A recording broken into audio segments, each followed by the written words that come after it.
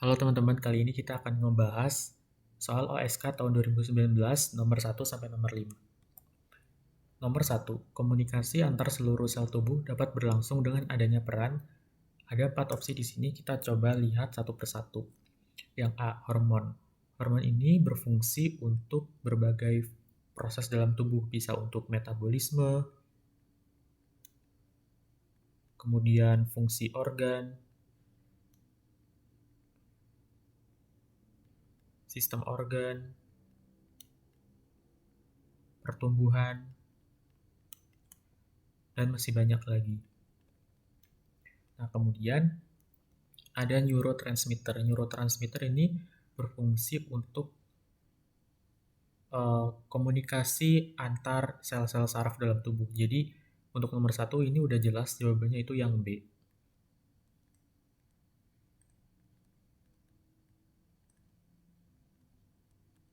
Nah, kemudian yang C itu ada prostaglandin. Prostaglandin ini merupakan zat yang mirip dengan hormon.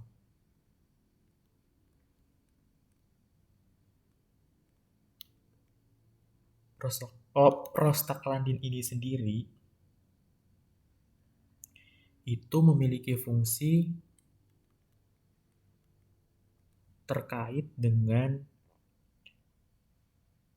sistem reproduksi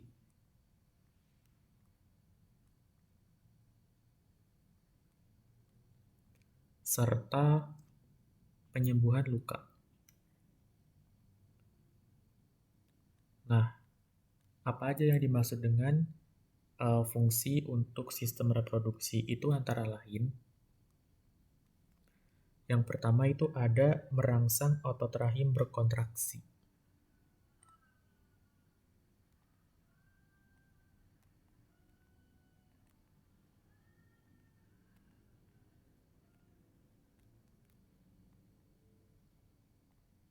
Kemudian yang kedua, kontraksi rahim. Kemudian leher rahim juga. Supaya ketika proses persalinan, dia bisa terbuka dengan lebar. Nah, kemudian kaitannya dengan penyembuhan luka, prostaglandin ini berfungsi untuk menstimulasi pembekuan darah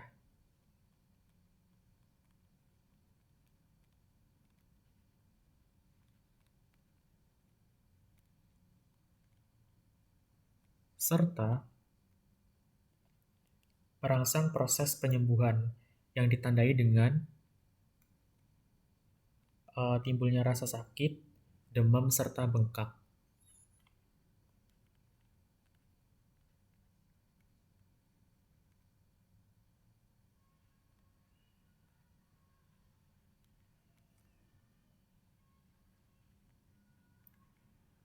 Jadi kalau misalkan kita sedang sakit, kemudian ada indikasi demam, ada rasa nyeri, kemudian bengkak, itu merupakan hasil dari aktivitas prostaglandin.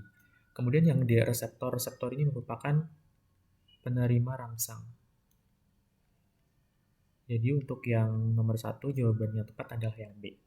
Kemudian yang kedua, organel sel yang berperan dalam transportasi adalah untuk A, badan Golgi ini merupakan organel sel yang berfungsi untuk sekresi protein.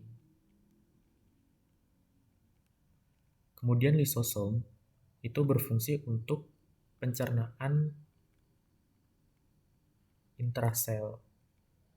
Maksudnya dia itu mengkonsumsi atau mencerna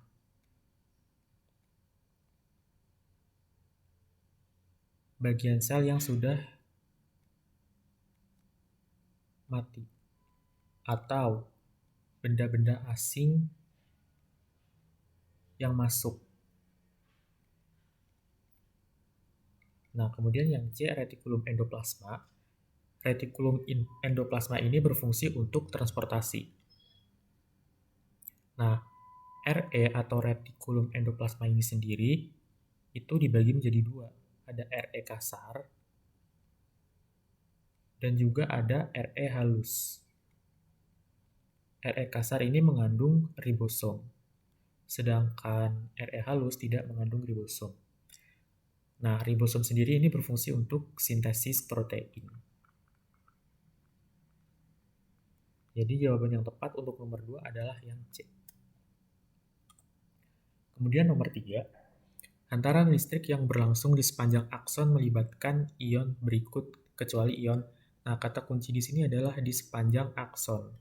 Di sini ada 4 ion yang disajikan. Nah, dari keempat ion ini, ion Cl-, K+, dan Na+, ini ion yang berperan di dalam akson.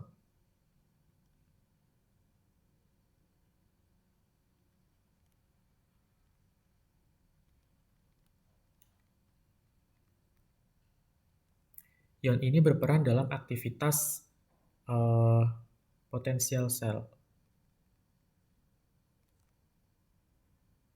Berperan dalam aktivitas potensial sel. Nah, sedangkan ion Ca2+ ini itu berfungsi dalam proses pengantaran impuls di sinapsis.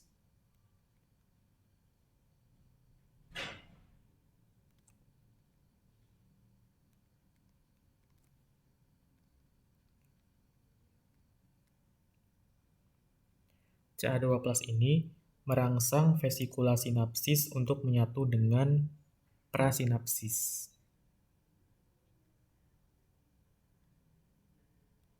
Merangsang vesikula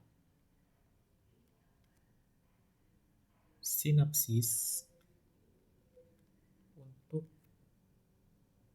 menyatu dengan prasinapsis.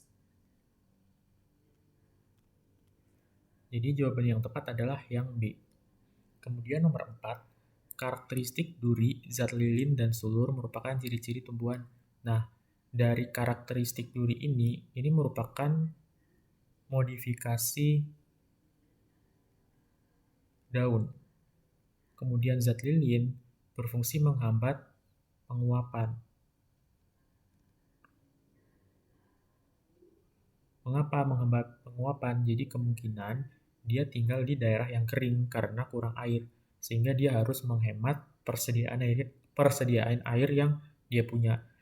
Nah, dari beberapa clue yang kita dapat, sehingga kita pastikan tumbuhan ini merupakan tumbuhan xeromorphic atau disebut juga xerophyt, yaitu tumbuhan yang hidup di daerah kering. Kalau akuatik, dia tinggal di daerah berair, sedangkan epipit atau epifit, dia itu tinggal dengan cara menumpang. Sedangkan parasatik, dia juga menumpang dan sifatnya merugikan.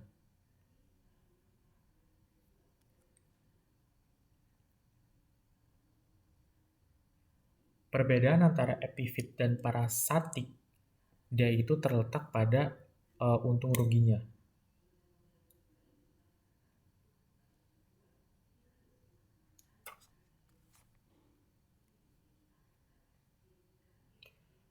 Kalau epifit, dia itu tidak bersifat merugikan, sedangkan parasatik dia bersifat merugikan. Kemudian nomor 5, ini terkait dengan pewarisan sifat untuk golongan darah. Nah, di sini dijelaskan ada seorang wanita bergolongan darah B menikah dengan golongan darah A. Nah, pasangan ini memiliki anak bergolongan darah O. Kemungkinan anak mereka yang kedua lahir dengan golongan darah A berpeluang sebesar titik-titik. Nah, anaknya bergolongan darah O. Nah, ingat bahwa golongan darah O itu merupakan gen resesif, sehingga untuk anak bergolongan darah O, dia memiliki genotipe I00. I0. Sudah dipastikan kedua orang tuanya pasti memiliki gen I0.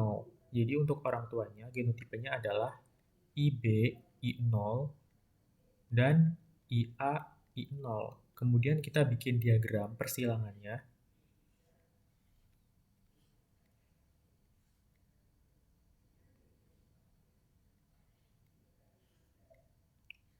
kita dapatkan di sini ada IB, ini I0, ini IA, ini I0.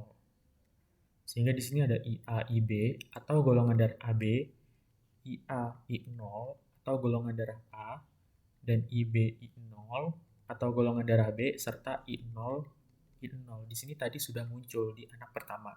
Sehingga kemungkinan anak dengan golongan darah A itu adalah 1/4. Jawaban yang 4 adalah B.